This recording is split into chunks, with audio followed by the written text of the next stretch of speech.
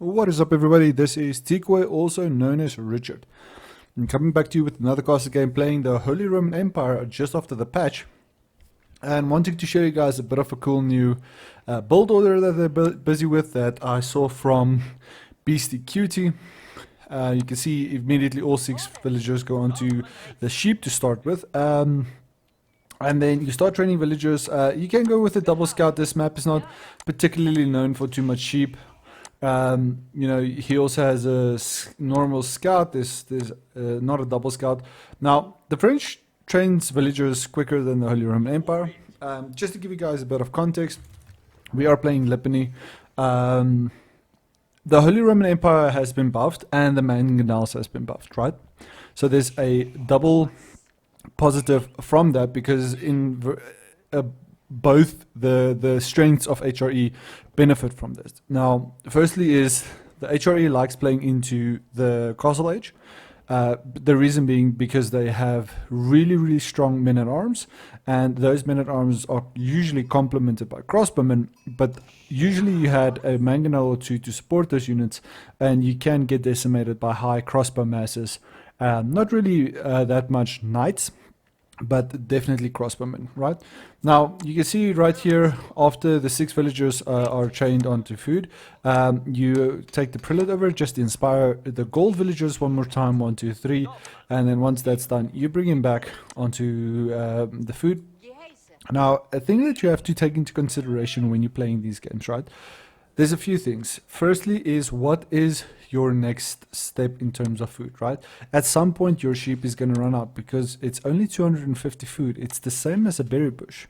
So that food, yes, it gathers slower than sheep does, but it's the same amount. You have to find 6 sheep to complement a berry bush. If you don't have, this is less food than this sheep that I have right here, right? So you have to take that into consideration. You have to consider that every single berry bush is either 2 men at arms, or it means aging up, or playing safe, or giving yourself time to transition into a 2nd or 3rd age, right? Now, once you have the 8 villagers, right, on food, you can see the prelate will inspire these 8 villagers. We are a little slow with bringing the sheep back, but that's okay. We'll move a few villagers over from here to the berries early, so we don't go into an 8 villager idle time and lose out on the age up. So you can see we're a little bit a slight miss micro to get that perfect timing, but you should be about 2 minutes 30. If you get it perfect, you should be able to start aging up. Now, I want to show you guys this little trick. I only saw it today. Now, that villager went through there, but I pushed him into the town center and immediately out on the other side. You can see how quickly, by the time this villager walked around, the same time these villagers that went in and out was on top of this Arcan Chapel. That's a really nice placement. We get 50% of this forest basically to get inspired once we have the Arcan Chapel down. We're moving the prelate over, and remember, when you're moving the prelate, try and position it like in between these type of units like this. That's going to give you some time to inspire wood and building villagers at the same time. And now you can see I left a small little gap because I'm dropping my sheep off in between the town center and the Arcan Chapel, not on top of it, because now my villagers can safely farm this food right here. And you'll see very shortly I'll start thinking of who I'm playing against, and as you can see, we are playing against the French. If you forget, it happens to me that you sometimes forget who you're playing against, or you're busy with something on a second monitor or something, and you don't see who you're playing against. You'll see here in the top right corner, there's a trading button. You can click on that, and it will actually show the faction that you're playing against, just for FYI if you forget, right? Now, we're playing against the French. It's a nice early, really nice age up here for the French. It's about 4 minutes 20, I guess, that is going to be done with this, or 4 minutes 25, we'll see. But we are very short on his heals, and we did speed build it a little. He also has 4 villagers, so we basically started at the same time, 4:25, and we are going to hit basically the 4 minute 30 mark. 4:33, 434. I thought it was going to be in like 435, but it's okay. So now we have all of these villagers inspired, which means they get 40% buff. And as you can see, the wheelbarrow upgrade, we also started with that little bit of extra gold. We didn't touch the gold villagers. So now we have the wheelbarrow upgrade coming in before 5 minutes. We have a really comfortable food supply, berries, and we are transitioning into 5 villagers on the gold, and we want to send an extra prelate over so we can actually have everything that we have inspired. So that's the thing I want to talk about with Holy Roman Empire. So you have strong HRE men at arms. We all know that, right? Everybody that plays the game understands that. The thing that you have to remember is that archers, for if any other faction than the English, it's a little bit cheaper. It's actually 30 food and 40 or 50 wood. 50 wood. 30 food, 50 wood per archer. So you want to transition into a very high wood mass if you are planning on going archers. And if you have ever played against the French, you know they go into School of Cavalry, Royal Knights, and complemented with archers. That's their standard go-to comp. Very early on, it's very strong. And if you don't get your units out early on, you're going to struggle with that. So you can see we brought in a few extra sheep. Now you can see I'm walling off my back of the base here. We got a nice little tree spawn here. Another one here at the back. It's actually closed off here. So this was quite a safe food to go for if you could get to it, but I'll get to that in a little bit, right? Now, look at the map, right? If I had to expand on this map, I'll show it from my perspective. We scouted out properly. What I usually do is I take my scout, which is usually keybound to 1 like this, and I will shift click around the base outside of the danger zones, which should normally be the town center and so forth, right?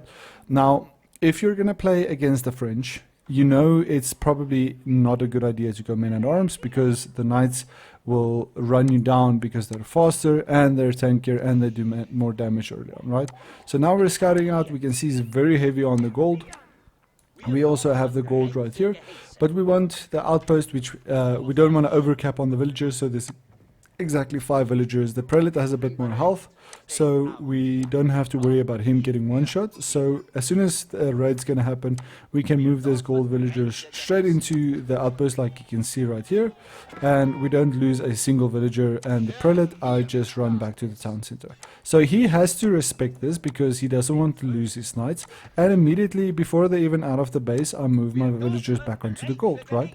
And at the same time, we have infrastructure being built. So we have a really nice wood line starting to build up, 10 villagers on the wood, and we want to start training the spearmen and archers as soon as possible, especially once you scouted out the French player and you know he already has the archer range, because this force, right, as small as it is, if you run into your base and you have men at arms and you have to deal with archers and knights, you're gonna lose that fight.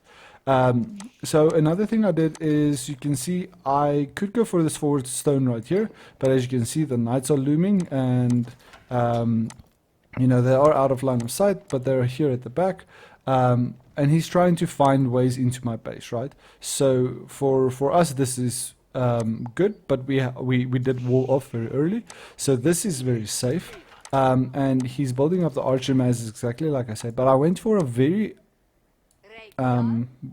what's the right word?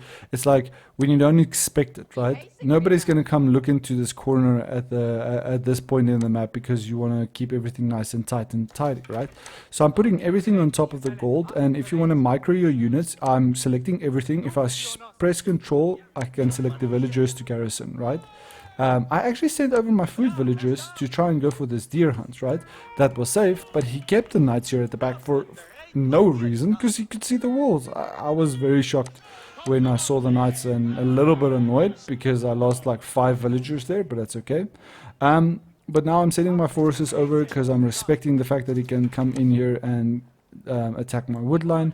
So we are just keeping the units you know, kind of centralized so we can have an idea to move in the right direction when he comes.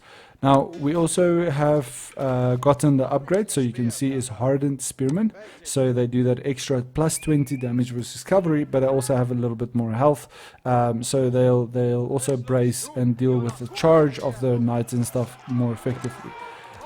So immediately you can see what I'm doing with the archers here. I'm microing them through the spearmen because they're trying to get to a archer because they'll do more damage versus them, but the spearmen will get that increased damage down. And right now, for a French player, this is a difficult situation because you can see now what we did. We're going for an extra town center right here by going for a, in my opinion, this is safer than this would ever be, right? To go for this stone. But when you think of the map, right, I have gold here, I have berries here, I have stone here, there's a little bit of forestry here, you have a kind of a choke point because of this little mountain right here, and you have a sacred site right here and right here. So the best place to, in my opinion, to expand if you are playing in this specific game, you can see I'm walling off just to create more of a choke point for my wood villagers so they are safe. And you can see I'm pushing forward my lumber mills, getting my houses, not building 4 or 5 houses at the same time because I need the wood to train units, right? I'm more capped on wood early on than I am on food, and you can see now my food sources are slowly starting to diminish, and now I have to say, okay, cool, either I go for an early town center right now as soon as I hit 300 stone, or I have to, okay, before I get to that, spearmen, keybind 4, archers, keybind 5. Archers will kill your spearmen. Don't chase them down like this. Move your spearmen out of the way and fight sword with sword. You can see he does not have the +1 upgrades. We do have the +1 armor upgrades. So our archer mass is definitely going to win this fight. You don't necessarily see that, but now you can see he's chasing down at my archers. Spearmen bracing, spearmen doing the damage. That's keybind 4.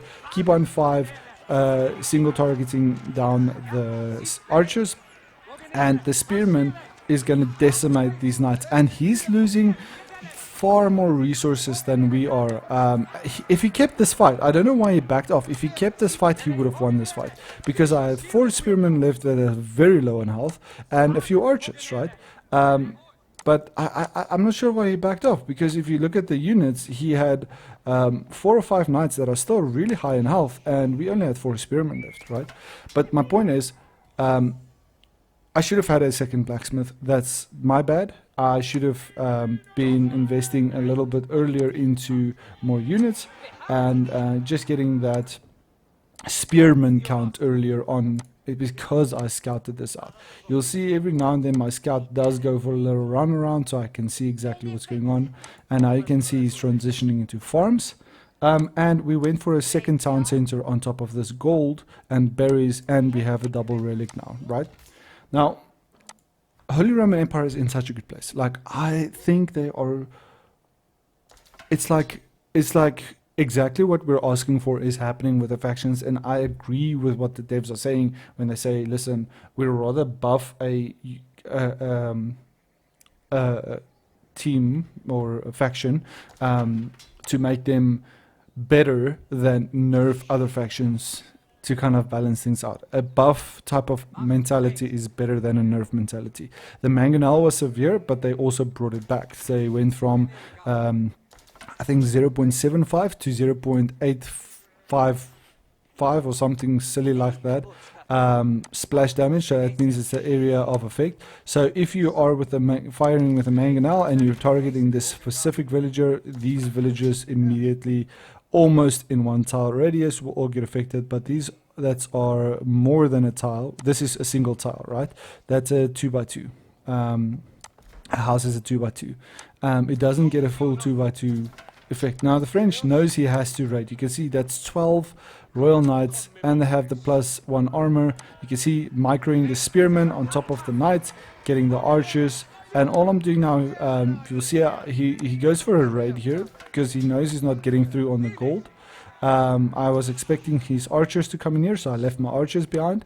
And now my spearmen are chasing them down, but I respect these knights because I don't want to lose villagers. So I just use the physical landmark of my Arkan Chapel, because my villagers backed off, and he knows if he engages here, he's going to lose knights because there's 12 spearmen versus 12 royal knights, right? And I immediately go for another wall, so this is another choke point, so he has to kind of come in here. And now we are starting to get into that comfortable point where we can transition into you know, he can raid this. If it was, you see now he splits his units into 2 groups. I'll use the villagers. I'll garrison the villagers here, and the spearmen are going to do all the damage here. And if we look at the Royal Knights, there is how many Royal Knights left? 6. So we killed 6 Royal Knights. Really good for us. So now we have spearmen. Because we know we did decimate a big part of his knights, we are going to keep the spearmen on these archers, which is a bad call because the archers do more damage. You can see here an archer does +5 damage versus lightning infantry. So if there's 6 or 7 archers, they'll basically almost one-shot one of these hardened spearmen, because they are doing 9 + 5, so 14 damage each per auto attack onto these spearmen. So very effective to counter the right compositions. Now again, he should have chose to take this fight because we don't have the right spearmen numbers. If you are taking we see the age up happening here, so you'll see very shortly we'll use our villagers here to go for an age up ourselves. I did use the market, which I keybind to keybind 8 to trade, so I can just quickly get this building down and stabilize my economy by dealing with idle villagers, so I can move them in the right place. We did use our extra wood to go for a second barracks. We only have the 1 archery range, but you can see how nice this town center is working in our favor, because even though we lost 5 villagers here at the back, we're still sitting at a comfortable 48 villagers, and the French player is sitting at actually 56 villagers. Now the reason for that is the town center of French trains villagers quicker based on the age. So if you just quickly check here on the tech trees, on the French, they train faster villagers and scout production per age 10, 15, 20 and 20. So castle age, you train villagers 20% faster. And I actually spoke to Dr. Beppo here after the game. I told him, listen, yes, it was a good game, but if you went for a double town center, I was probably gonna lose this game. The food transition was also quite slow on his side because he went for berries, and this is very ineffective late game because you can get farms, you can get this little horticulture upgrade, and that's going to be much more efficient than going for berries and so forth. Now the guild hall is the perfect upgrade to go for in this type of scenario, because you know the Holy Roman Empire is going to play for gold with these relics. But you can see 1 relic being picked up there, a second one being picked up here, and a villager closing off these resources. And I have a guy that I made a friend with recently on the channel. His name is OE. He's in Netherlands, and he also mains the French, right?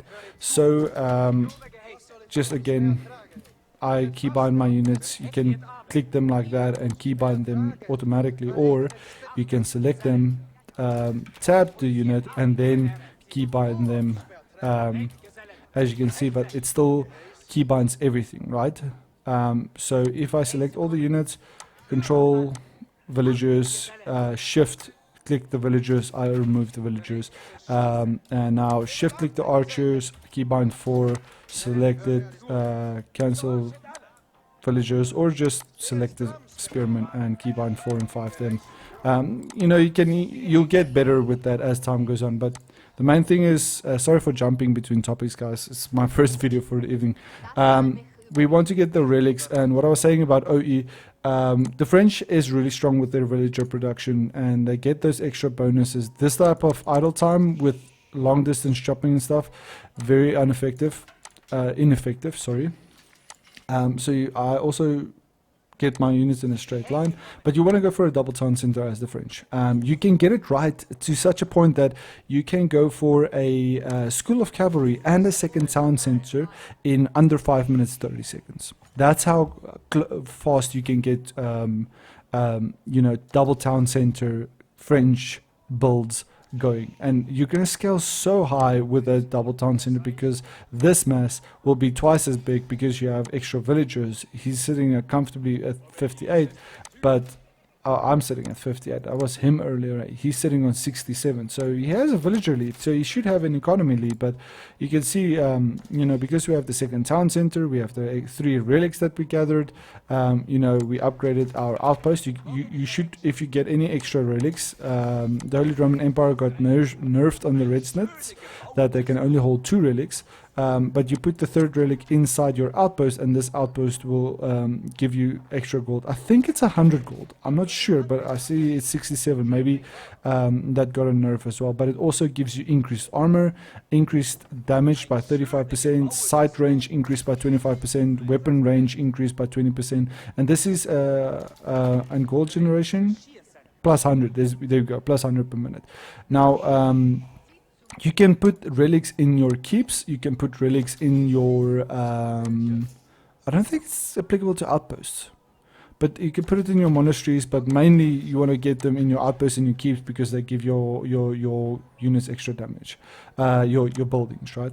Now, we have the forward stone here, the food. We're dropping keep down and moving the idle villagers that was building infrastructure for us over, expanding to more barracks, and you can see, just pausing quickly here, I have 7 landcanates, and he was so shocked why I decimated this army of his, because he's sitting on 12 knights and arbaletiers, and the knights are upgraded to veteran royal knights, so it means he has plus 8 armor.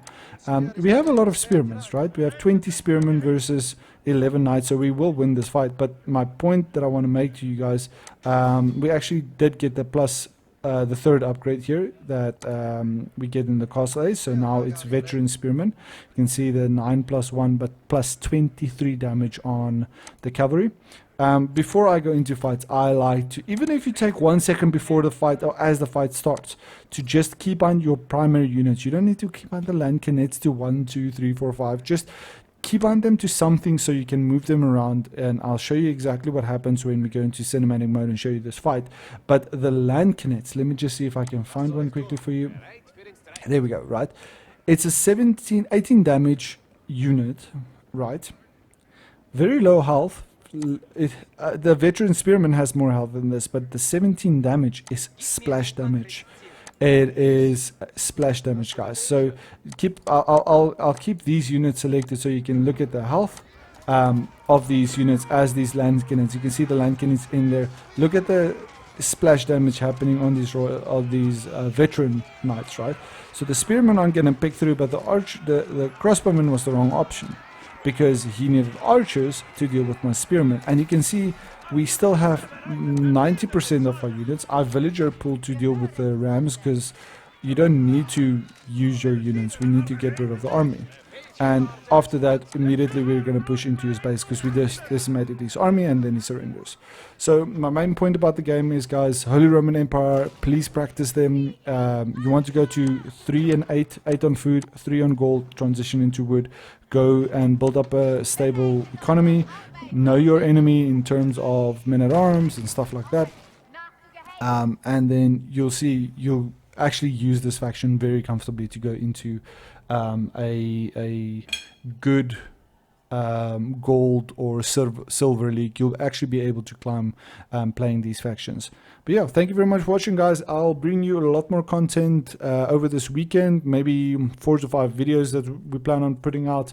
If not this weekend, they are going to be scheduled for the rest of the week.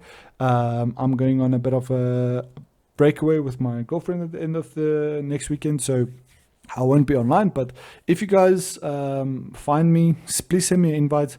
I am also casting other people and their factions, especially players that are like silver 3 gold, so I can use their skills and friendship to also show you guys how effective they can be with other factions, not just the factions I'm playing. But thank you very much for watching, guys. See